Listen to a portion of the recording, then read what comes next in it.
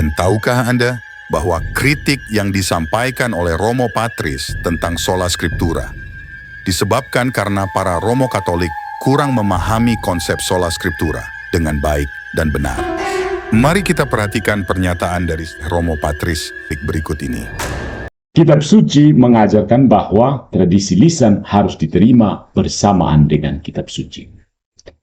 Ayat-ayat berikut yang akan kita baca membantah seluruh ide akan kitab suci saja, sola scriptura. Ayat-ayat ini menunjukkan bahwa kitab suci mengajarkan bahwa tradisi para rasul juga harus diterima. Tradisi para rasul telah diberikan oleh Yesus kepada para rasul, tetapi tidak semuanya tertulis secara eksplisit di dalam kitab suci. Berikut adalah contoh dari Yudas bab 1 ayat 9, di mana kita membaca seperti ini. Tetapi penghulu malaikat Mikael ketika dalam suatu perselisihan bertengkar dengan iblis mengenai mayat Musa, tidak berani menghakimi iblis itu dengan kata-kata hujatan, tetapi berkata, kiranya Tuhan menghardik engkau. Pertentangan antara iblis dan malaikat agung tidak dapat dijelaskan dengan detail di dalam kitab suci. Sang penulis menariknya dari sebuah tradisi. Nah, berikut ini ada beberapa ayat dari Perjanjian Baru yang menegaskan ajaran Katolik akan perlunya menerima kitab suci dan tradisi. 2 Tesalonika bab 3 ayat 6. Dan kami memerintahkan kepadamu, saudara-saudara, di dalam nama Tuhan kita Yesus Kristus, untuk menjauhkan dirimu dari setiap saudara yang hidup tidak tertib dan tidak sesuai dengan tradisi yang telah ia terima dari kami. Tradisi. Itu terjemahan Alkitab MILT 2008. 2 Tesalonika bab 2 ayat 15. Sebab itu berdirilah teguh dan berpeganglah pada ajaran-ajaran yang kamu terima dari kami, baik secara lisan maupun secara tertulis. Dari 2 Tesalonika bab 2 ayat 15 jelas-jelas menunjukkan bahwa kitab suci sendiri mengajarkan bahwa tidak semua yang harus dipercayai tertulis adanya, tetapi beberapa disampaikan lewat tradisi lisan. 2 Timotius bab 2 ayat 1-2. Sebab itu, hai anakku, jadilah kuat oleh kasih karunia dalam Kristus Yesus. Apa yang telah engkau dengar daripadaku di depan banyak saksi, percayakanlah itu kepada orang-orang yang dapat dipercayai, yang juga cakap mengajar orang lain. Apa yang kamu dengar daripadaku tidak perlu kamu tulis lagi. Percayakan kepada orang lain yang dapat dipercayai, yang cakap mengajar orang lain, bukan yang ahli menulis, yang ahli buat kitab sastra dan seterusnya.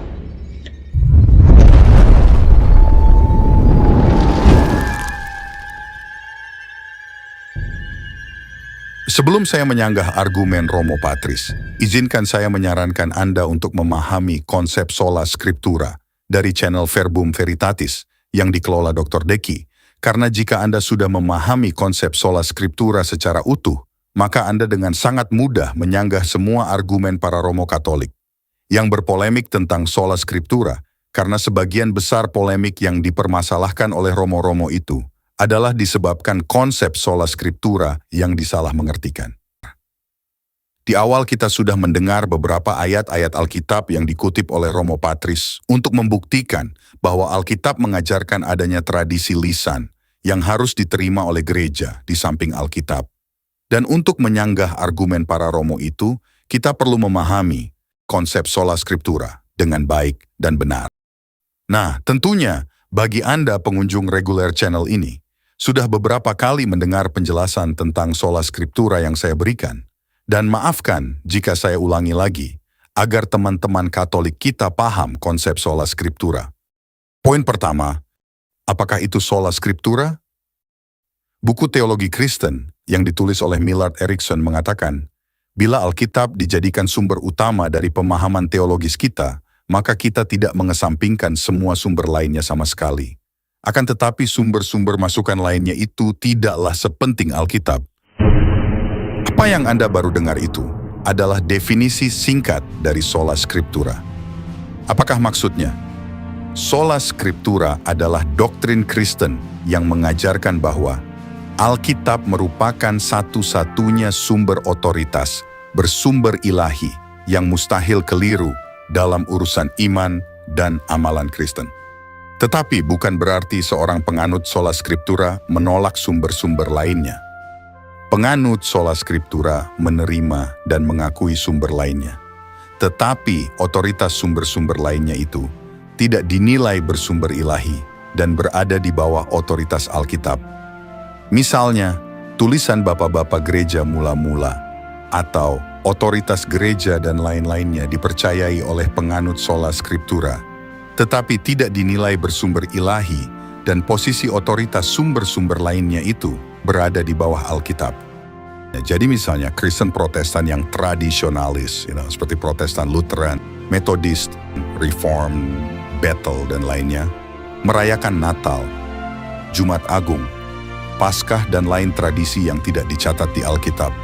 Lalu, jika tidak ada di Alkitab, dari mana umat Protestan itu mengetahuinya? Tentunya bersumber dari lainnya, misalnya tulisan bapak-bapak gereja. Atau istilah Trinitas tidak ada di Alkitab, bukan? Lalu dari mana kaum Protestan tahu dan memakai istilah Trinitas? Semuanya jelas bersumber dari bapak gereja mula-mula, yaitu dipopulerkan oleh Tertullianus. Dikatakan buku Teologi Kristen bahwa Alkitab adalah sumber utama dari pemahaman teologis Protestan. Apa maksudnya? Semua doktrin yang dihasilkan harus bersumber dari Alkitab, bukan dari tulisan bapak-bapak gereja, karena tulisan bapak-bapak gereja dinilai tidak bersumber-sumber ilahi. Jadi bagi umat Protestan, jika ada suatu ajaran yang kurang jelas atau berdasarkan suatu tafsiran yang sangat samar-samar, maka ajaran itu pasti ditolak karena dinilai tidak bersumber dari Alkitab.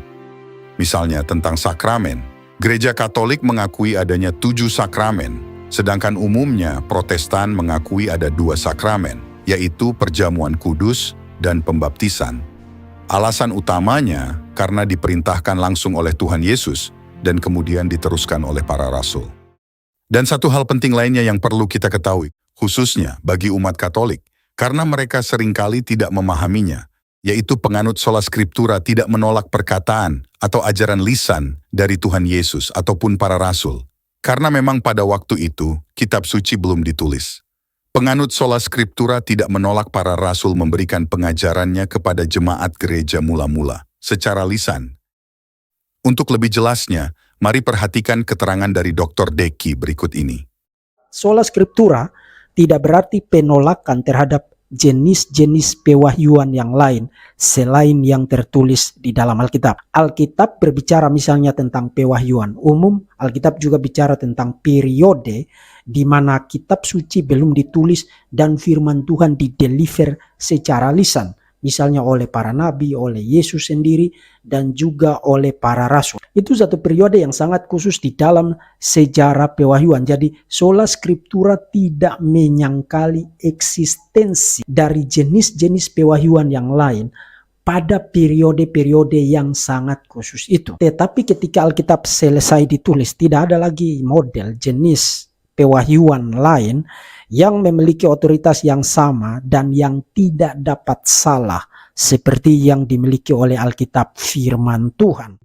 Jadi saat Romo Patris berkata, Dan karena itulah kami tidak putus-putusnya mengucap syukur juga kepada Allah, sebab kamu telah menerima firman Allah yang kami beritakan itu, which ye heard of us. Which ye heard of us.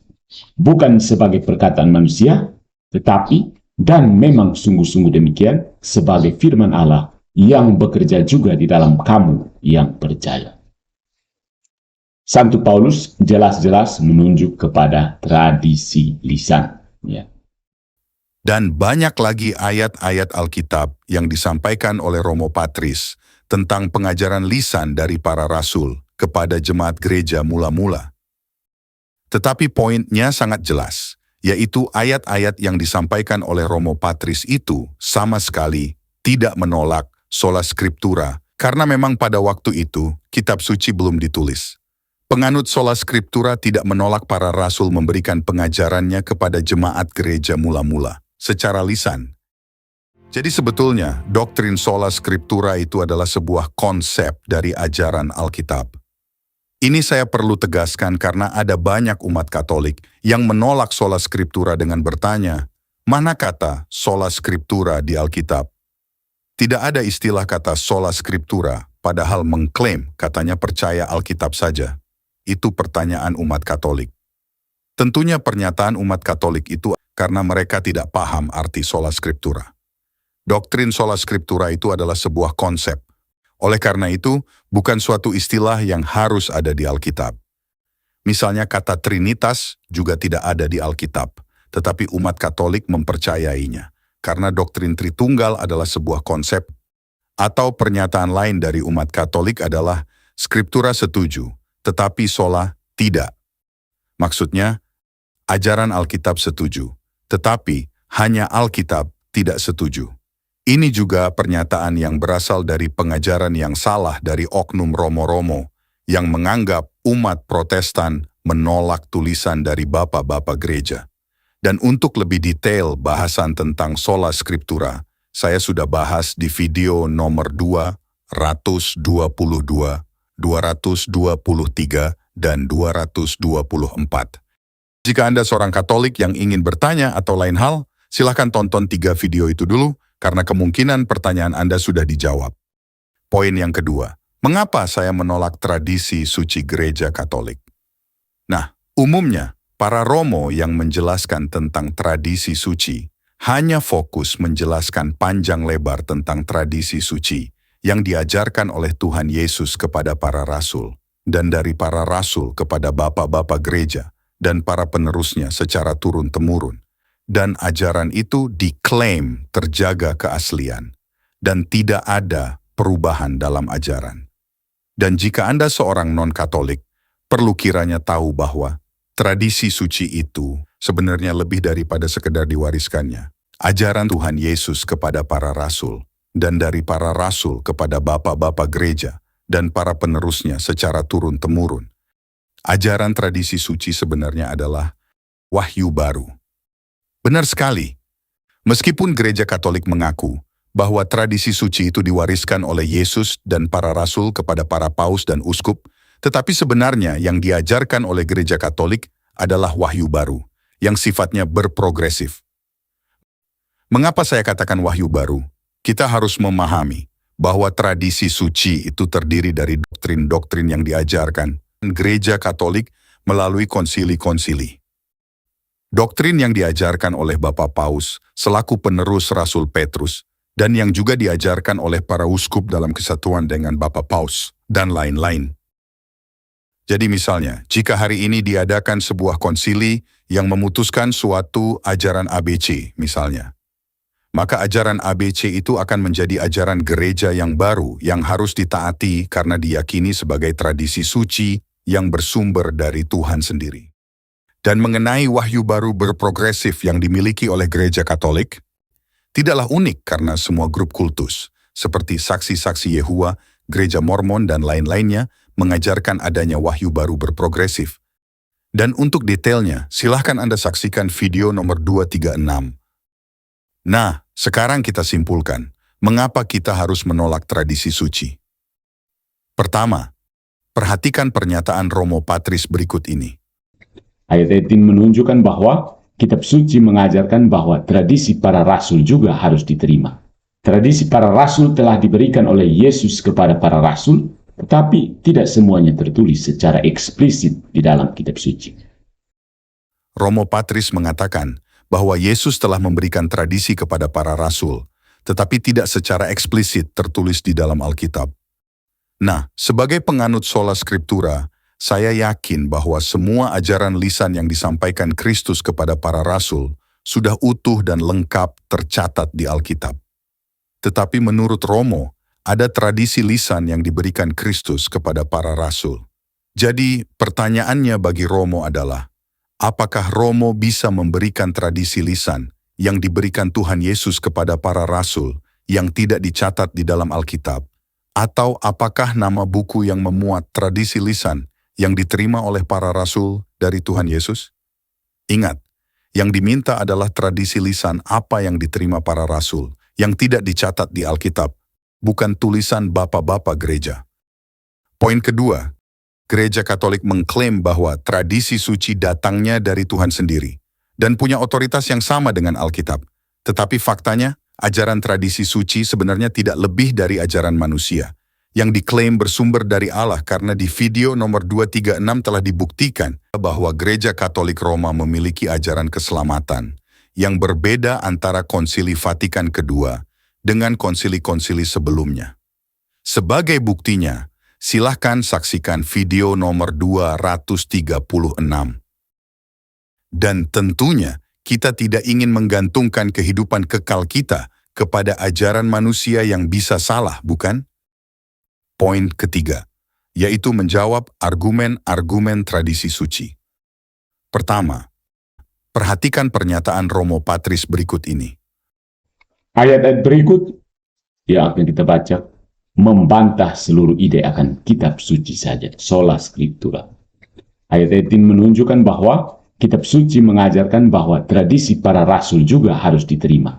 Tradisi para rasul telah diberikan oleh Yesus kepada para rasul, tetapi tidak semuanya tertulis secara eksplisit di dalam kitab suci. Berikut adalah contoh dari Yudas bab 1 ayat 9, di mana kita membaca seperti ini. Tetapi penghulu malaikat Mikael, ketika dalam suatu perselisihan bertengkar dengan iblis mengenai mayat Musa, tidak berani menghakimi iblis itu dengan kata-kata hujatan, tetapi berkata, kiranya Tuhan menghardik engkau.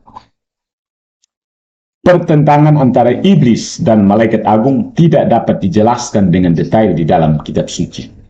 Sang penulis menariknya dari sebuah tradisi. Ya, sekali lagi saya tegaskan bahwa penganut sola scriptura tidak menolak perkataan atau ajaran lisan dari Tuhan Yesus ataupun para rasul, karena memang pada waktu itu kitab suci belum ditulis. Penganut sola scriptura tidak menolak para rasul memberikan pengajarannya kepada jemaat gereja mula-mula secara lisan. Dan semua ajaran lisan yang diajarkan Yesus dan para rasul, yang perlu kita ketahui sudah tercatat di dalam Alkitab. Dan Romo Patris juga menyebut kitab Yudas 1 ayat 9 tentang mayat Musa sebagai pembenaran adanya tradisi yang dimasukkan ke dalam kitab suci. Tetapi tentunya, pembenaran Romo itu tidak sama dengan tradisi suci yang merupakan wahyu baru berprogresif dalam ajaran Katolik. Kisah mayat Musa diduga diambil dari kitab Apokrifa, dan perlu kita tahu bahwa penulis kitab Yudas mencatat kisah Musa itu menjadi bagian Alkitab karena diilhamkan Roh Kudus, bukan pendapatnya sendiri. Jadi meskipun kisah Musa itu diduga bersumber dari sebuah tradisi, tetapi tradisi itu memang benar adanya sehingga penulis Yudas memasukkan kisah itu ke dalam Alkitab dengan pengilhaman Roh Kudus.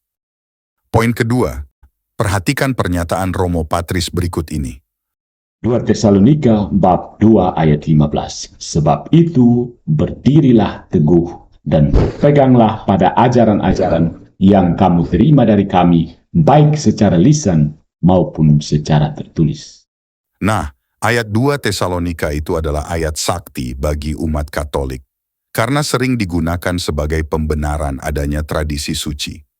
Dan jawabannya sederhana adalah, memang benar bahwa ada ajaran lisan pada waktu itu yang harus dipegang teguh, tetapi setelah kitab suci selesai ditulis, maka semua ajaran lisan tidak ada lagi. Dan ada dua argumen sanggahan untuk membuktikan bahwa ayat sakti pembenaran umat Katolik itu digunakan secara tidak tepat. Argumen pertama, apakah tradisi yang dimaksud oleh Rasul Paulus di dalam ayat itu adalah tradisi lisan yang sama pengertiannya seperti tradisi suci yang diajarkan oleh gereja Katolik, yaitu merupakan wahyu baru berprogresif? Tentunya tidak. Mari kita perhatikan secara konteks. Dari ayat 1 di mana Paulus berbicara tentang kedatangan Tuhan. Dan di ayat 5-nya Paulus mengatakan, tidakkah kamu ingat bahwa hal itu telah kerap kali kukatakan kepadamu ketika aku masih bersama-sama dengan kamu. Pernyataan Paulus, tidakkah kamu ingat bahwa hal itu telah kerap kali kukatakan kepadamu, merujuk kepada pengajaran lisan yang pernah disampaikannya kepada jemaat Tesalonika. Nah, apa maksud dari hal itu yang kerap kali disampaikan Paulus? Jelas, hal itu mengacu kepada ajarannya tentang kedatangan Tuhan Yesus di ayat 1. Nah, di ayat 15, Paulus kembali mengingatkan jemaat Tesalonika untuk berpegang teguh kepada ajaran yang diterima, baik secara lisan, yaitu tentang kedatangan Tuhan Yesus, maupun secara tertulis. Jadi Paulus jelas tidak merujuk kepada tradisi suci, seperti yang diajarkan gereja Katolik, melainkan Paulus merujuk kepada ajarannya tentang kedatangan Tuhan, yang pernah disampaikannya secara lisan. Dan argumen kedua, dan jika umat Katolik tidak setuju dengan pendapat saya itu, maka pertanyaan bagi umat Katolik adalah, ajaran lisan apa lagi yang diajarkan oleh Rasul Paulus, yang tidak atau belum dicatat di dalam Alkitab? Atau buku apa yang memuat ajaran lisan Rasul Paulus, yang tidak ada di kitab suci? Jadi apa yang dimaksud oleh Rasul Paulus sebagai tradisi adalah ajaran lisan yang disampaikan olehnya kepada jemaat di Tesalonika, bukan memaksudkan tradisi suci yang diajarkan oleh gereja Katolik, yaitu progresif. Demikian juga kitab Yohanes 21 ayat 25 yang dijadikan pembenaran adanya tradisi suci. Karena jika semua perbuatan Yesus harus dibuat tertulis, maka tidak akan memuat semua kitab yang harus ditulis. Dan bagi saya ayat itu bermakna bahwa Yohanes menulis dengan bahasa hiperbola, karena meskipun perbuatan Kristus luar biasa banyak, tetapi tetap saja perbuatan sebanyak apapun juga bisa dicatat di sebuah kitab, meskipun harus dibuat berjilid-jilid. Oleh karena semua ajaran dan perbuatan Kristus sudah cukup dicatat, maka tidak perlu lagi adanya pencatatan. Dan jika umat Katolik tidak setuju dengan pendapat saya itu, maka pertanyaan bagi umat Katolik adalah, ajaran dan perbuatan apa yang tidak dicatat oleh Yohanes yang dimiliki oleh Gereja Katolik Roma? Tentunya tidak ada, bukan? Karena memang semuanya sudah tercatat di dalam Alkitab. Nah, bagaimana pendapat Anda? Apakah tradisi suci Katolikisme itu bersumber dari manusia atau Tuhan sendiri? Untuk video berikutnya, kita akan belajar tentang otoritas Alkitab dan tradisi suci. Yang manakah lebih berotoritas?